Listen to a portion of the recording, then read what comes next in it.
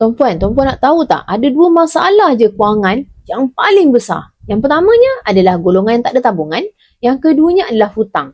Dan dua masalah ini tuan-puan adalah berkait rapat antara satu sama lain. Macam mana pula tu kan? Baik, jom kita fikirkan sejenak tuan-puan. Bila saja tuan-puan tak pernah ada tabungan dan tuan-puan perlukan duit untuk membeli sesuatu, tuan-puan akan menggunakan duit dari masa depan tuan-puan dengan cara berhutang. Betul tak? Risiko hutang ni tuan-puan akan membawa tuan-puan kepada masalah yang seterusnya, iaitu boleh jadi muflis. Seramai 264,127 orang atau 8 daripada 1,000 rakyat Malaysia telah diisytiharkan muflis sehingga April 2023.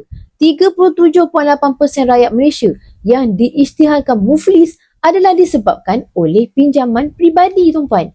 Apa yang terjadi jika tuan-puan jatuh muflis? Antaranya tuan-puan, semua aset peribadi tuan-puan seperti rumah, kenderaan dan aset-aset lain akan diletakkan di bawah pentadbiran dan pengawasan Ketua Pengarah Insolvensi bagi proses bayar balik hutang-hutang yang tertunggak. Pembekuan akaun bank.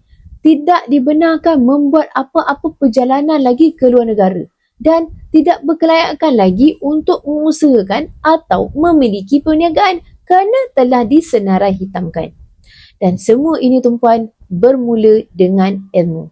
Bila saja tuan-puan cukup ilmu kewangan, selesai masalah tabungan, maka selesailah semua masalah hutang tuan-puan. Jika tuan-puan sedang berusaha untuk menabung tetapi masih gagal, tuan-puan boleh ubah kaedah simpanan tuan-puan dalam bentuk emas di akaun emas GAP, Gold Accumulation Program oleh Public Gold.